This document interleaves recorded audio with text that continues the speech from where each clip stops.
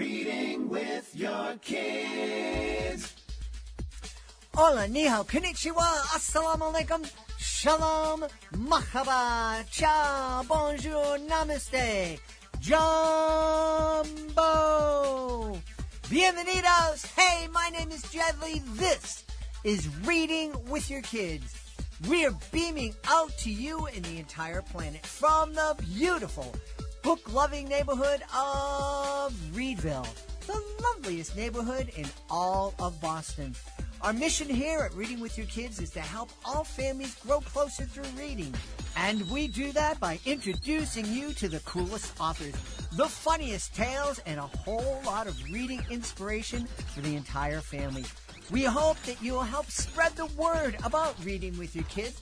Please tell all of your family and friends about the show and let them know that they can hear us on the WREB AM/FM 24/7 radio network. And they can find us on the iHeartRadio app, on Spotify, Apple Podcasts, Good Pods, Podcast Addict, YouTube, Amazon Music, Audible. Wherever you find your favorite shows, you can find Reading with Your Kids. Two wonderful guests for you today. First up, Sharon Rose. She is here to celebrate Through the Garden Gate. Later in the show, David Farkas returns to celebrate Can't's Never Could, a child's guide to perseverance. This episode of Reading with Your Kids is brought to you by the Fred the Snake series, written by Dr. Peter Cotton. I just got back from the COSPA National Education Conference. 1,500 school leaders from across the country. And I have to tell you, one of the biggest smiles at our booth came from a little snake named Fred. We were sharing the Fred the Snake book series, and again, superintendents and educators were drawn in by the bright, colorful illustration. They'd pick up a book, start flipping through it, and you could just see it. They got it. These are the kinds of stories kids want to read. But you know what really stopped them in their tracks? When I told them that the author, Dr. Peter Cotton, was a world-renowned gastroenterologist and teacher before he began writing children's books. And suddenly it clicked. Here's someone who spent a lifetime helping people, now using the same care, the same curiosity to create stories that help kids feel brave, welcome, and excited to learn. The Fred the Snake series now includes 10 wonderful adventures, from getting mended to going to school to exploring cities and beaches with friends, and every one of them is filled with heart, humor, and connection. We loved having Dr. Peter on Reading with Your Kids, and I can tell you, educators at the COSPA conference love Fred the Snake just as much as we do. So if you're looking for stories your kids will laugh with, learn from, and want to read again and again, meet Fred the Snake. Because with Fred the Snake, the real magic happens when we choose kindness and become a friend. This episode of the Reading with Your Kids podcast is brought to you by Follow the River by Ellen Cochran. What would you do if you fell from the sky into the Amazon rainforest? That's not fiction. That's the incredible story behind the book Follow the River by Ellen Cochran. On Christmas Eve 1971, 17-year-old Julianne boarded a plane with her mom in Lima, Peru. The destination was home, a research station deep in the Amazon jungle. But just 20 minutes after landing, disaster struck. Lightning hit the plane, and Julianne was thrown 2 miles through the sky into the rainforest below. When she woke up the next day, she was alone. Her collarbone was broken. Her glasses were gone. She only had one shoe, and she was surrounded by one of the most dangerous jungles on Earth. But Julianne remembered the lessons her scientist parents had taught her and began an unbelievable journey through the Amazon. For 11 days, she walked, survived, and followed the water until she found help. Follow the River is a breathtaking story of courage, resilience, and the incredible strength of the human spirit. If your family loves stories like Hatchet or I Survived, this is one adventure you won't want to miss. Discover Follow the River today, a true story that proves that sometimes the greatest survival tool is hope. I am so excited. We are about to celebrate a beautiful new picture book. It's called Through the Garden Gate. Please welcome to the show, Sharon Rose. Sharon, how are you? Hi, Jed. I'm doing well. Good to meet you. Nice to meet you, too. I have my rose-colored hoodie on just for you. Yeah, I would say that's a Don Juan red rose color you're wearing there. Now, you would know colors because in addition to being the author of Through the Garden Gate, you are a landscape designer. Yes, sir. I have since a very young age, actually, since I can remember, I've always enjoyed being out in the garden. I spent a lot of time out in the garden with my dad, and he taught me a lot about planting, sowing seeds, and actually my neighbors, where I grew up in a neighborhood called Willow Glen, in a city called San Jose, California. My neighbors actually mentored me as well. My neighbor Dennis Franson, my neighbor Mary McCreef. So it was sort of a village that kind of nurtured my love for gardening.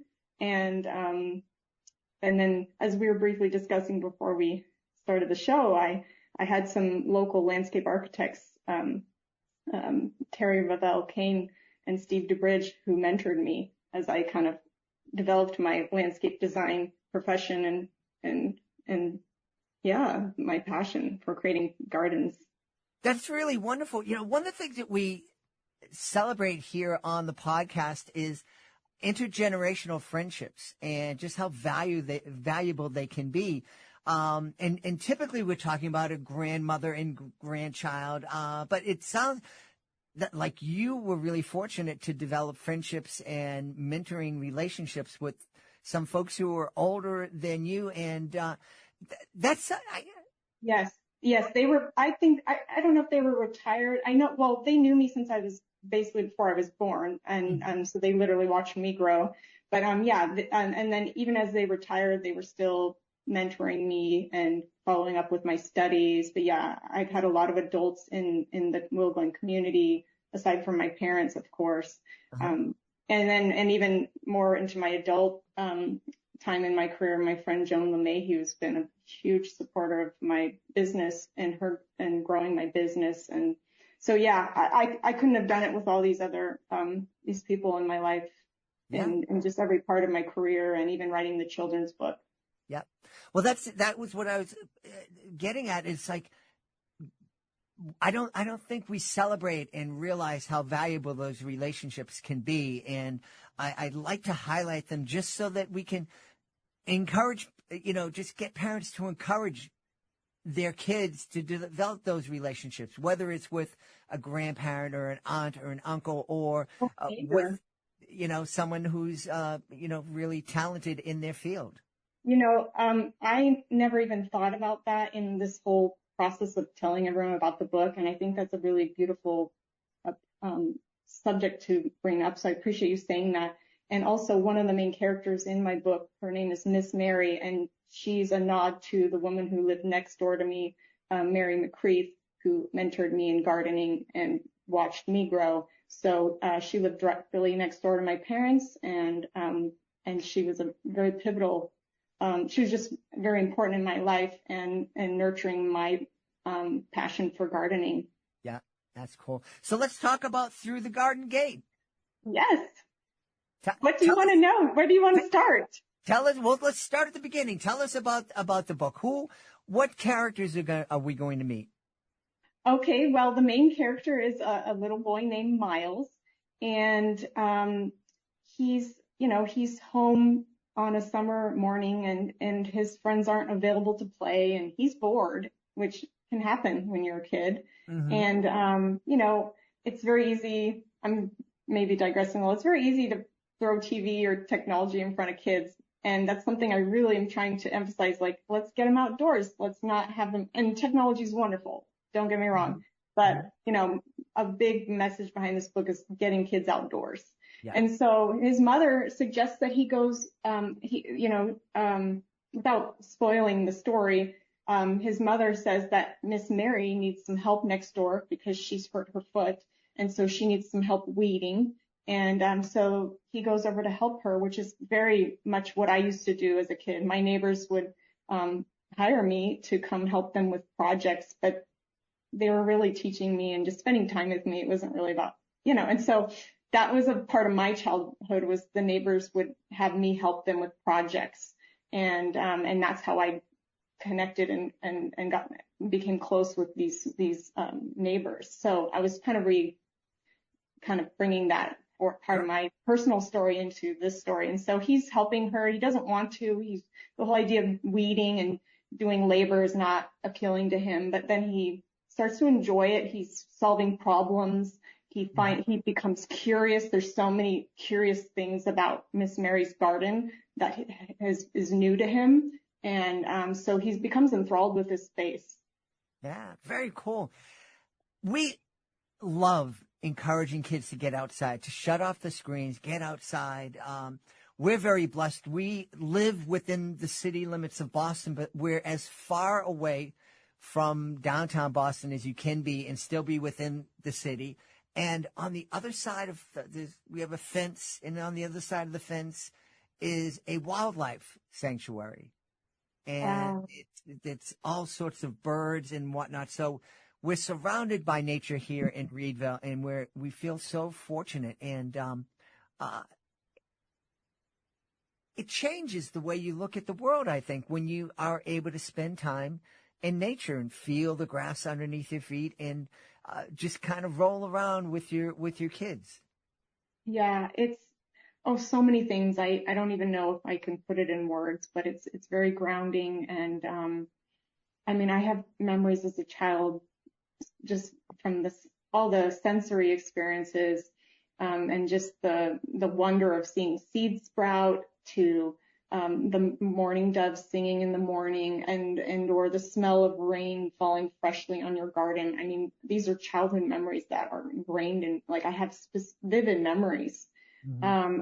And my parents would take us backpacking a lot, so we got to kind of experience what you described, in the outdoors and complete native plant species and wildlife. And it can be a little scary, you have to be smart, Yeah. go with adults. But it's also a family bonding experience too. Yeah. No, it's I really think as parents, it's very wise to introduce our kids to nature and to get them to love nature. And like you said, technology is great. You and I are on different sides of the continent, and we're able to talk to each other, look into each other's space through technology, and that's wonderful. Mm-hmm. But it would also be wonderful if you and I met somewhere and took a hike through the woods. Yes. And one of the things you said that I love is that there's so much not only to see, but to hear and to feel and to smell. And, and as a kid, that was just an amazing experience. As an adult, I find with work and life, I find it therapeutic. I find it meditative. I find, like, when I say grounding, it takes stress away. I'll go down and walk on the Candlestick Point Trail here and just connect with nature and just enjoy hearing the birds sing and just breathing in fresh air. It's very revitalizing. I was going to say something else and I lost my train of thought. No worries. Nature will do that to you. Yeah. As we're speaking here, I'm thinking, because we had to take it down a few years ago, but we had this beautiful oak tree in the middle of our yard. And it was when we had to take it down, we noticed that all the other trees around were all kind of bent like this and that because our tree was so big and it was blocking out the sun. But we would go out there when my kids were younger, and we would sit at the base of the tree and we would read stories together. And that was one of the spots that we read together. And I'm thinking that Through the Garden Gate would be a beautiful book to read out in your own garden or at a park or along a river or a hiking trail.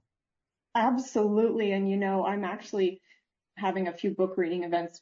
Actually one this spring at San Francisco Botanical Garden, where I'm going to take the kids on a garden walk through the botanical garden as we talk about and read the book. So yeah. And there's a lot of, a lot of the plants in the book are California native species, but there are many plants, that are in there that are actually, tropical or from an Asian continent. So it's not all California native specific. I was kind of gearing towards my hometown, where I'm from. But yeah, the plants in the book are fascinating, and some bloom in the morning, some bloom at night, and it's a beautiful compilation of plants. Yeah, I remember when my beautiful wife and I got married, and we went to Puerto Rico for our honeymoon to visit with her extended family, and we took a hike through the rainforest, El Yunque in Puerto Rico, and this city kid was blown away to be able to be walking through the forest and to see an orchid growing wild. I've been to that. I've hiked through that national forest. I've been to Puerto Rico. Yeah, that's a beautiful national forest. I've never seen a rainforest like that. Yeah. Yeah. And that these plants, it's like orchid. Yeah, I know that. You spend $25 on it in the supermarket and you take it home and it dies in a week. But they're growing wild, and it's just crazy. Well, and you have the frost. It gets cold where you live in the winter. We do have cymbidium orchids that grow here outside in pots, but for the most part, yeah, to your point, we don't have orchids growing wild. Yeah. Yeah. So I know for a fact that we haven't had a chance to talk to a garden designer here on the podcast. Tell us a little bit more about that profession and what you're doing day to day. Sure. Well, as a garden designer, I can't speak for all other garden designers, because what I would say is what's wonderful is each person brings their unique voice to their design service. Mm-hmm. I'd say my specialty is, I would say I use plants sort of as an artistic palette, and I know lots of different plant species. I'm really, my strength is knowledge about Mediterranean plant species, Mediterranean from all parts of the world. Mm-hmm. And I love bringing in as many plants as possible to the garden and less hardscape.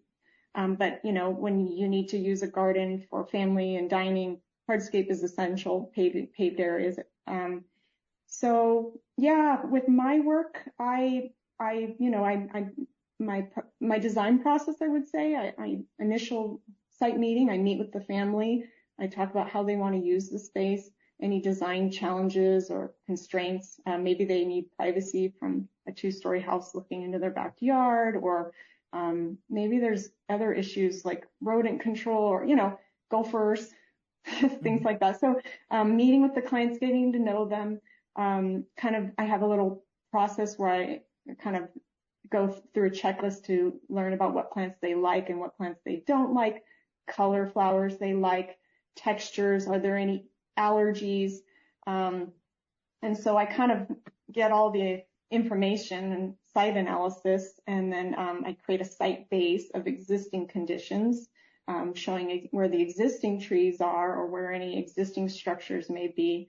And then I start conceptually studying hardscape versus softscape, paving versus planting. And then when I present that conceptual plan to the homeowner, then I get their feedback, and then I revise it into a more, we call it construction documentation. So I'm going to then show a dimensioned hardscape plan, a specific planting plan, maybe a little lighting. I try not to put in a lot of lighting because I don't want to affect circadian rhythms of wildlife habitats. But for safety, some lighting maybe on set timers. And so there's more involved. It just depends on the scope and the budget. And I do specialize specifically in residential, but I do a lot of pro bono work for schools around San Francisco. I've been doing a lot of rain gardens and reducing asphalt and bringing in more pollinator plant gardens for kids. So that's been something I do when approached. That's neat. But I don't market it. It just comes to me somehow. So I'm like, oh, this is meant to be. You mentioned pollinator gardens. That's something that my beautiful wife and I have tried to do. We were blessed. We saw this home, and when we're out it was so funny. We were out house hunting for a couple of years, and we couldn't find anything that was in our budget or that we liked. And this one day we came over, and the real estate agent took us to a home about 4 or 5 blocks from here. And it was across the street from a rail yard. There's a big open gate. My son was 4 at the time. My daughter was 2. We're like, we're not living across the street from a train yard. No, absolutely not. So the real estate agent said, well, there's another house we can't get in today, but we can take a look at it from outside. And we came down and we looked at the space. Now the home was there were 5 college kids living in the home. So the home itself was beat. But needed some more TLC. Needed some major TLC. But we saw the space and just how big it was and how close it was to the meadow. And we said, yeah, we want to come back. And we were fortunate. We're thankful that the college kids live there because it scared everybody else away. And yeah, you could see through the surface cred. Exactly. Yeah, it had good bones. Yeah, so we turned into a great space. So we have a big space where our dogs have always been able to run around and our kids grew up in. In front of the house, we try to have some pollinator, some wildflowers and things that attract the pollinators. If there's somebody out there listening and they don't have a big backyard like me, they're maybe in the city, they have a small space, but they'd love to be able to create something so their kids can see the bees and maybe a hummingbird or whatever. How might you suggest they go about creating that kind of space? I think that's wonderful that you did that for your home. And I actually, I try to market it. I try to advertise sometimes that I'm suggesting let's remove a large portion of your lawn. When you have small young kids, lawns are great. I don't want to harp on lawns being bad, but here in California, we try to recreate these East Coast rolling lawns of green, but you guys, have a lot more rain than we do. So it's not as appropriate for the sites, for where we live. So, we have other lawn alternative plant ground covers that are probably a better option that require less water. But I've been marketing through email and just with builders I collaborate with who install my designs saying, hey, if you have clients who have a lot of lawn, whose kids don't use it anymore, let's remove it and let me create a beautifully aesthetic, low maintenance, pollinating bird wildlife sanctuary in their front garden. And so actually on my website, Studio Step, I think a good example would be the Redwood City project I did. But basically you're paying less in water. You're also environmentally not wasting water. You could incorporate some edibles so that this could look like a beautiful garden year round, depending on where you live. It could be dormant in the winter. But you're also not having to hire a garden maintenance to come every 2 weeks to mow. So that's, unless they have an electric mower, that's a lot of fumes of fuel of mowing and noise. It's also just noise to the neighborhood and you won't hear your birds in the morning. So you're saving a ton of money. But yeah, if you don't want to do the care, you might need someone to come out quarterly to weed a little and prune and deadhead some of the flowers. But I highly recommend it, even for realtors trying to for ROI, but also just for families and communities. I find my neighbors who have removed their lawn and replaced it with what you described, a pollinator's garden. They connect more with their neighbors, and they're out there clipping flowers for their vases inside, and they see their neighbors more, and it's been a wonderful thing. Yeah. We love it. And it's funny you mentioned lawn. We had our pastor was over for a cookout one day, and I'm positive I didn't say to him, how do you like my lawn? But I used that word, and my pastor turned to me and he said, well, I wouldn't call this a lawn. It's green, but it's certainly not a lawn because there's, I think, 18 different species of green. Yeah, they can be blended. You may have like some crabgrass, which is also in my book. And in a lot of those blends, they have some dormant varieties. They're not really all evergreen unless you water them and give them extra care. So they can be high maintenance. Yeah, our green gets its water from the sky. That's good. Hey, yeah. Now that Through the Garden Gate is out in the world, have you caught the children's author bug? Do you think you'll be writing some more books? That's a great question. A few people asked me that just 2 days ago because I just had my garden party book launch in Los Altos at my friend Joan LeMahieu's house. And a few people asked me that. And I've actually I keep a lot of little journals. I'm always writing thoughts down. And I actually did kind of start one, and the title is called A Feather for a Flower. But if and when it gets into the publisher's hands again, we'll see. It was a lot of work to make this book, and it was a labor of love. I'm so fortunate. I feel very blessed to have the people I worked with Collective Book Studio, the illustrator, Aaron Brown. I mean, I couldn't have done it without everyone involved. So I just feel like I was part of something. Yeah, I started it. I kicked it and planted the seed, but I literally couldn't have done this with everyone that helped make it happen. So I'm getting goosebumps talking about it. It sort of feels bigger than me, and because of all the people involved. The illustrations, Aaron Brown's been illustrating as long as I've been creating gardens. So she's 40 years. No, excuse me, 20. I started as a teenager. I'm 41 now. She's been doing it for a long time, and it shows. And so I can sketch, but she's a pro. So the illustrations, I couldn't have done that. Yeah, they certainly are beautiful. Let's tell everybody where they can go to find out more about Through the Garden Gate, also more about you, and if they want to learn more about your garden design business, where they can go to learn more about that. Yeah, so my author's website is called throughthegardengatebook.com, and the publisher's website is collectivebookstudio.com. You can purchase the book on both of those websites.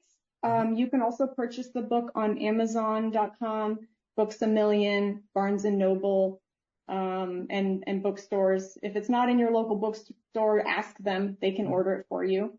And then, my primary work is landscape design, garden design, and my website is studio-sf.com. And SF is my initials, Sharon Finkel, San Francisco, kind of a little of both. Very cool. Yeah. We've had a really wonderful time speaking to the author of Through the Garden Gate. It is the debut picture book from our guest, Sharon Rose. Hey, Sharon, thanks for being on Reading with Your Kids. Thank you, Jed. A pleasure meeting with you. Thank you.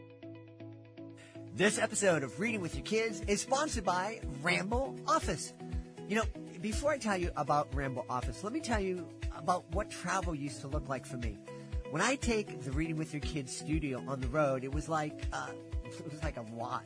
I had one box for the mixer, another case for microphones, a satchel for my laptop, cables everywhere.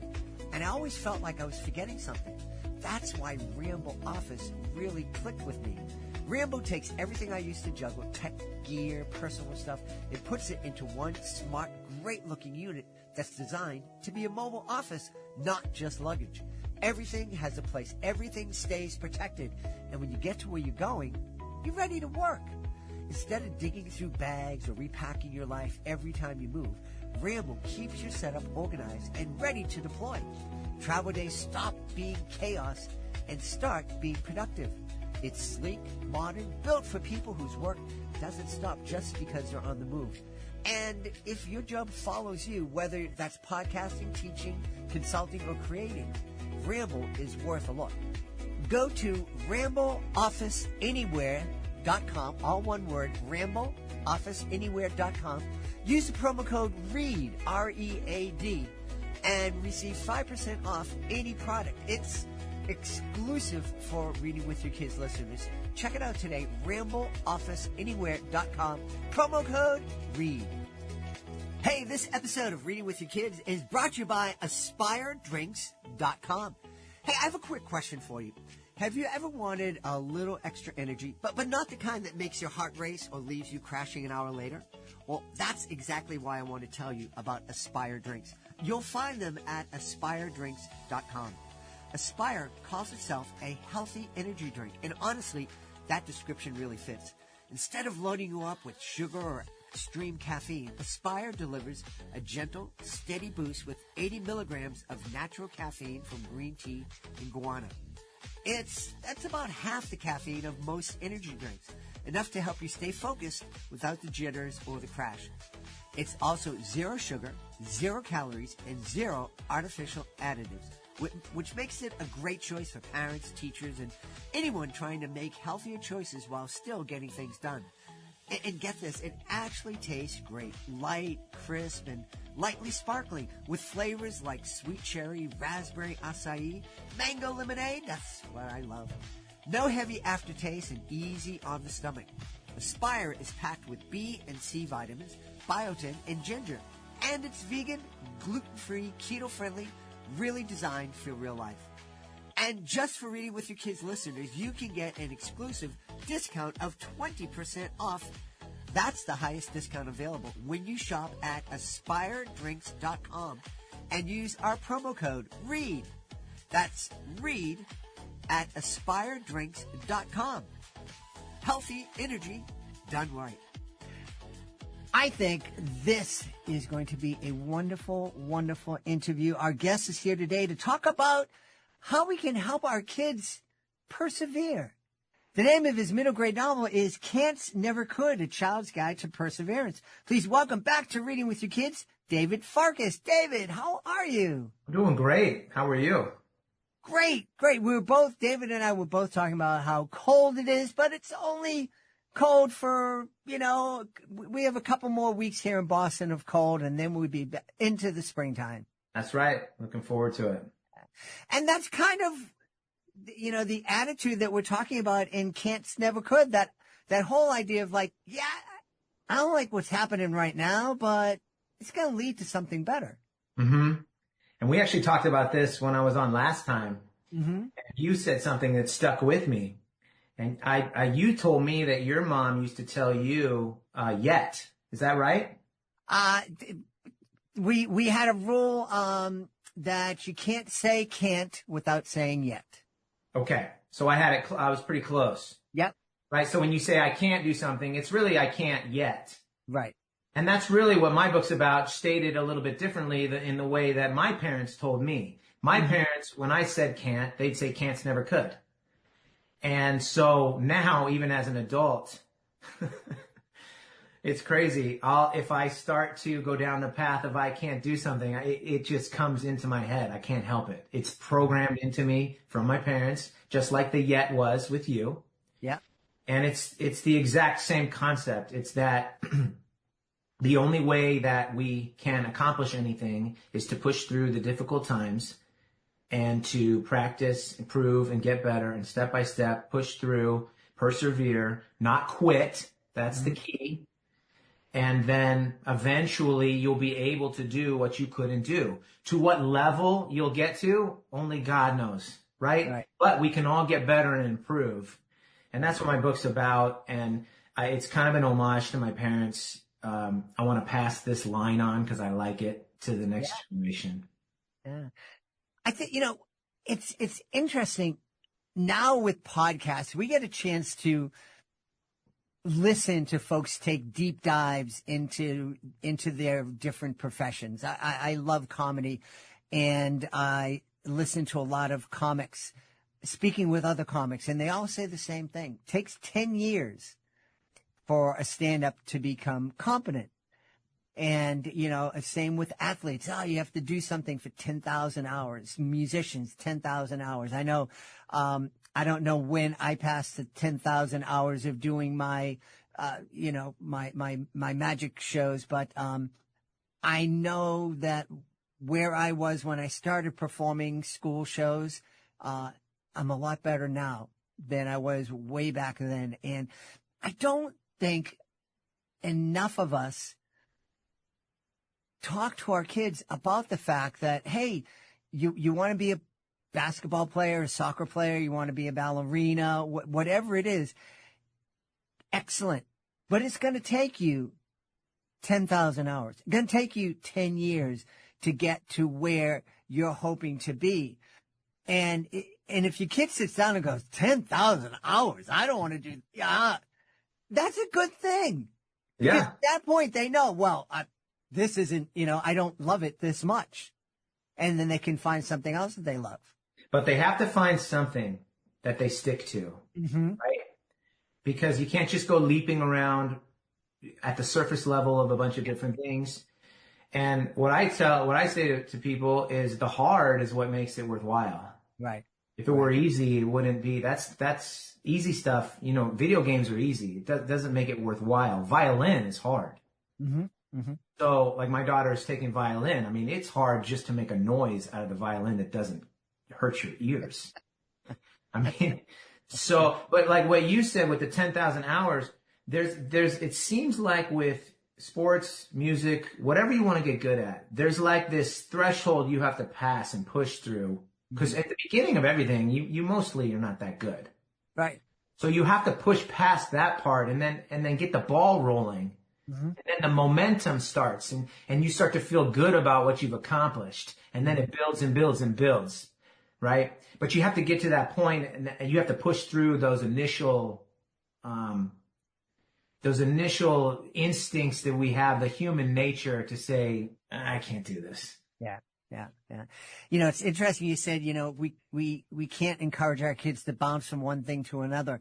My kids when they're growing up, very different kids. And, my daughter is somebody who loved dance from the age of 2 and was dancing, did the hours and hours of dancing. My son kind of bounced and I like this a little bit. Well, maybe I like that a little bit. Yeah. And we were hoping that he could find something. And my wife shocked me one day. She went into my son and she said, "Hey, do you want to play football?" And that was the one that it shocked me because that was one of the things her and I had talked about when my son was first born. Is like, we don't want him playing hockey or football. It's too violent or whatever. And my son said, "Yes." And I said, "Okay. But you got to make a commitment to it." Mm-hmm. I said, if we go down there, sign you up and pay the fee, you have to stick with it. Absolutely.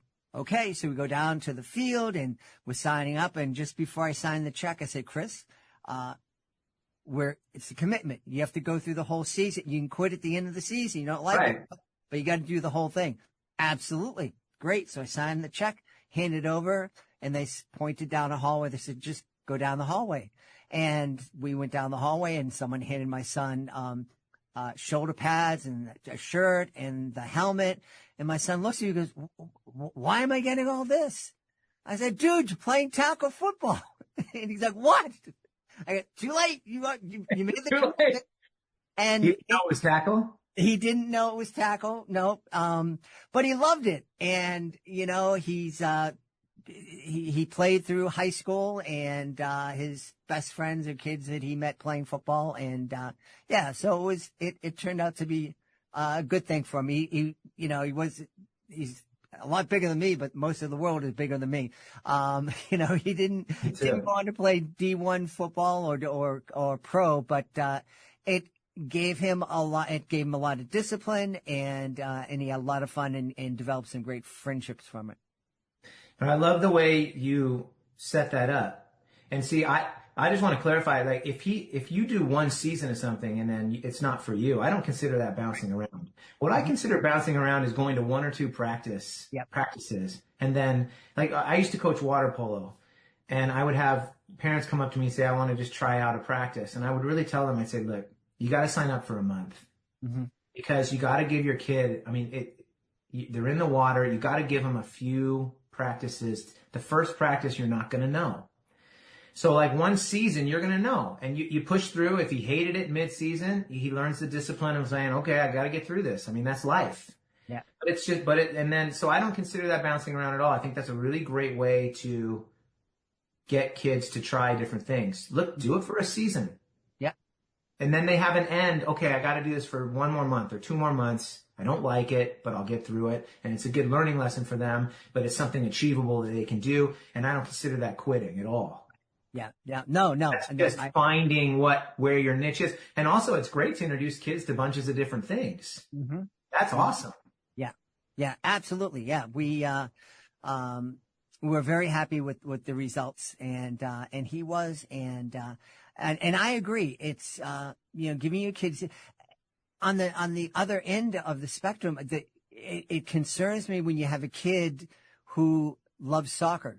Great. Loves soccer, but you're playing it all year long and not playing basketball. You're not playing baseball. You're not, dancing. You're just doing that one particular thing. And there's so many kids, by the time they get to high school, they've already played, 200,000 hours of soccer, and they're done. Yeah. And they're top. See, now you're speaking my language, because I'm really passionate about this. You're absolutely right. In fact, do you remember a guy named Gary Vitti? He was the trainer for the Lakers. I don't know. I lived in California, so we followed the Lakers. But anyway, Gary Vitti was a professional trainer for an NBA team, so he knows what he's talking about. And he actually has a video on YouTube where he talks about what you just mentioned. And he said one of the biggest issues with kids is the repetitive sports injuries.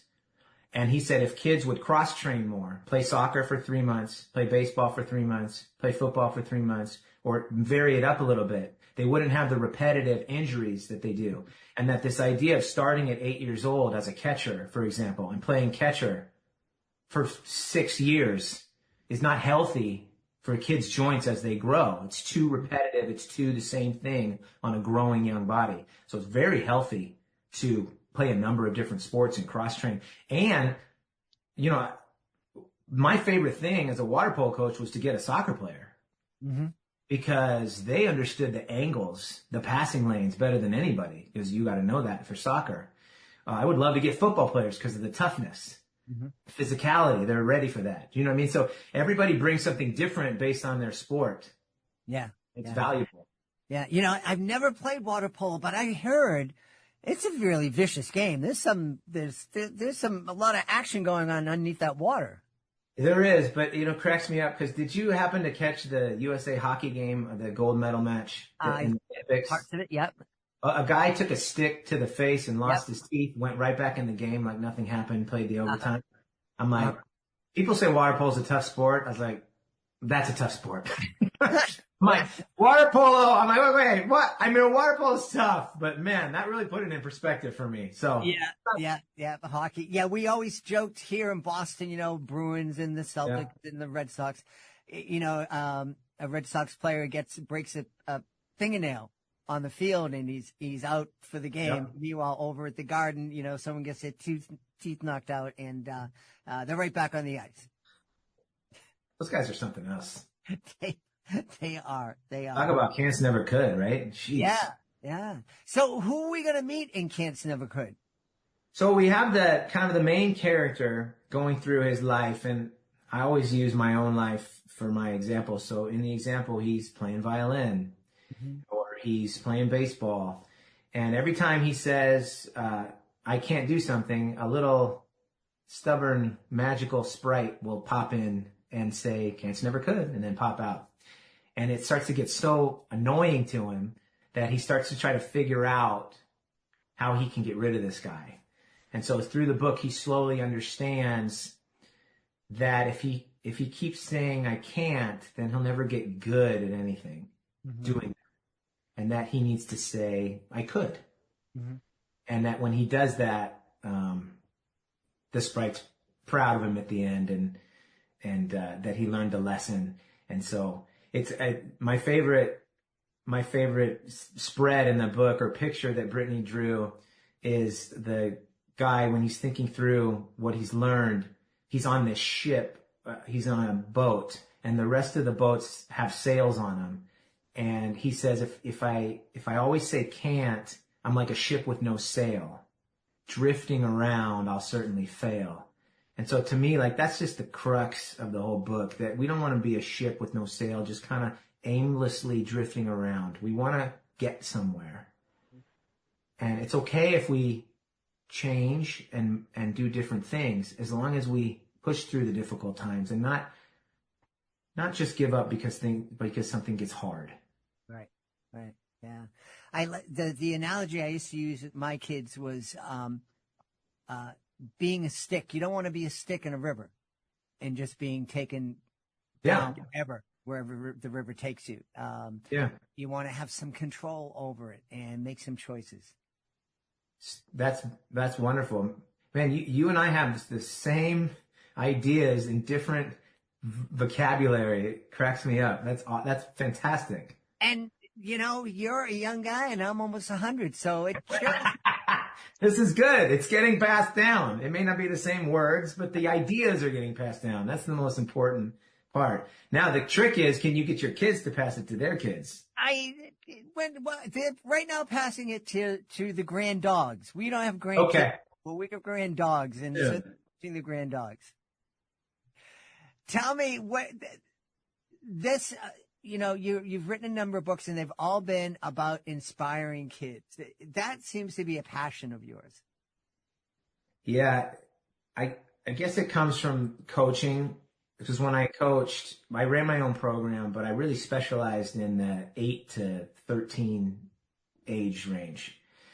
And I came to found the reason I like that so much is you could really, I think, reach kids in that age, because they're not stubborn and arrogant like they are in high school necessarily. Not to say all kids are, but they're more malleable at that age, and you can really guide them and help them, especially when you're playing sports. So it became a passion of mine as I taught water polo to also teach perseverance and to teach how to gain self-esteem. We talk about earning self-esteem. Well, this is part of Can't Never Could. How are you going to earn self-esteem if you always quit and give up when stuff is hard? You're never going to feel good about yourself quitting and giving up.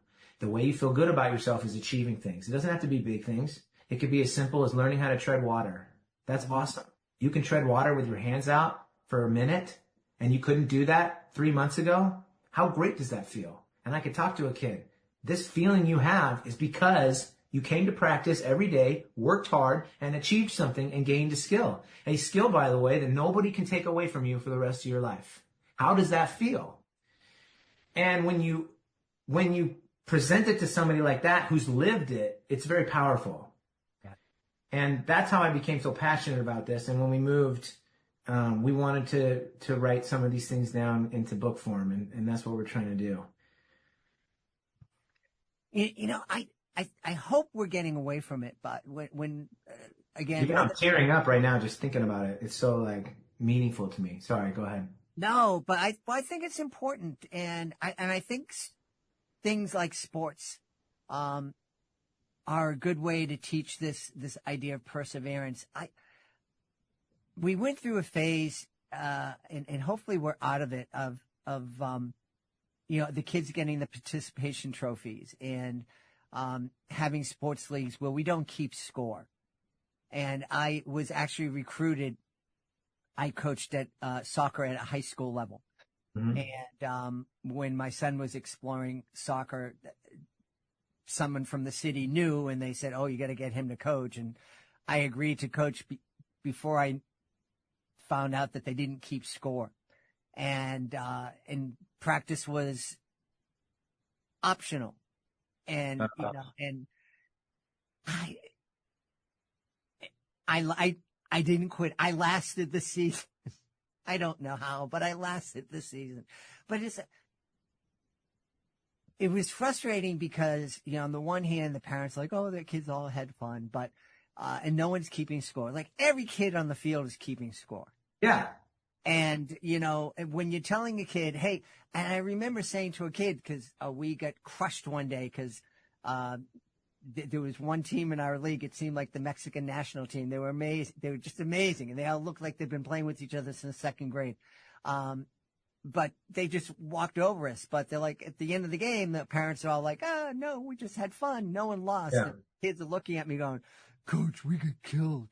And I'm like, yeah, we did. Well, we got to come in. We got to practice. We got to, head up. You got to try again. And the kids who really wanted it came and showed up at practice, and the kids who didn't. And it was frustrating because I wasn't able to give the kids what I had hoped to give them in terms of life lessons. And, if you can learn how to play soccer or water polo, great.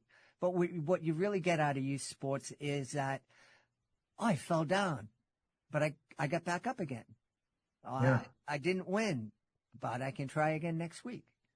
And, that whole idea that you're trying to give to kids. You don't know anything about your team when they're winning. You find out about your team and their character individually and collectively when they get their butt kicked by a great team that you're playing. Mm-hmm. And to rob the kids of that lesson doesn't serve them well in life. Yeah. That was a lesson they should have had. Mm-hmm. And you should have been able to say, look, we're getting our butts kicked. How are you going to respond to this? Mm-hmm. What's the right way to respond? Are we going to argue with each other? Are we going to fight with each other? Are we going to coalesce around each other and do the best that we can, right? And hold our heads up and stay strong and compete to the last minute, even though we're getting beat. That takes character. And that's what sports is all about. It's not about not keeping score or not caring if you lose, right? It's about the strength. Yeah. It's about getting out there, working hard, working together, that teamwork, and that being there for each other and not giving up. So I'm really happy that you're creating Can'ts Never Could and trying to pass on those messages. So do you have another book in the works? Well, you know, it's so crazy, Jed, that we just started talking about sports and youth sports. My next book, it'll be out in a few months. It's a water polo book, but it's the first half is on the mental game of parents, coaches, and athletes and how to approach youth sports. The first half of the book. The second half is on a few water polo skills, but it's all about on everything we just talked about in the last. That's all in the first half. And so what I'm going to do is that's going to be my next book, but I am going to release a youth sports guide for parents. After that'll be based on that first part. So it's just crazy we just talked about that, but that's what I'm going to be working on. Well, it's obvious you and I both have the same outlook on these things and are passionate about it. And I think it's really important to pass on to kids. And it doesn't. It's not just sports. It's theater. It's dance. It's, whatever your kid wants to get into. You want the kid to be able to perform at a high level and learn from it and learn that we're going to make mistakes. One of the most wonderful questions I ever received after one of my performances, a kid raised his hand and said, do you ever make a mistake on stage? And I said, you didn't catch any of the ones I made today? And they go, what? You made a mistake? I goes, great. You didn't see it. Excellent. Because I haven't done a show where I didn't make a mistake. It's, you just kind of got to go, keep going. And it's a great lesson for kids. And so I'm happy that Can'ts Never Could is out there in the world and that you're passing these lessons along. Let's tell everybody where they can go to find out more about your books and find out more about you. Yeah, so our books are all on Amazon. So if you go and search Can'ts Never Could, it's part of our Child's Guide series, and they're all on Amazon. My name's David Farkas. You can search me, too, on Amazon, too. DavidFarkas.com. Anything will get you there. We had a great time speaking about Can'ts Never Could, A Child's Guide to Perseverance, new middle grade novel from our guest, David Farkas. Hey, David, it was a blast speaking to you. Thanks for being on the show. Can't thank you enough for having me. I really appreciate it. Wow, that was a fun episode of Reading with Your Kids. Thanks for hanging out with us. If this episode made you smile or gave you something to think about, please share a link to the show with someone you love. Maybe post a review on your socials. We'd be so grateful if you could leave us a 5-star review. And, of course, don't forget to subscribe so you never miss a moment. We're really grateful for all the people who helped make this show possible, starting with today's guest, Sharon Rose. Please be sure to check out her absolutely beautiful picture book, Through the Garden Gate. Also want to thank David Farkas. Please be sure to check out his middle grade novel, Can'ts Never Could, A Child's Guide to Perseverance. I want to thank my amazing team, Chris Doherty, Jackson Saltalera. I want to thank my beautiful wife for all the support she gives me, and boy, oh boy, does she ever give me so much support. She is wonderful. I also want to thank you. Thank you so much for taking the time to join us today. And thank you so very much for taking the time to make the world a better, more empathetic, more caring place. And believe it or not, you do that every single time you read with your kids. I'll be looking for you in the next episode of Reading with Your Kids.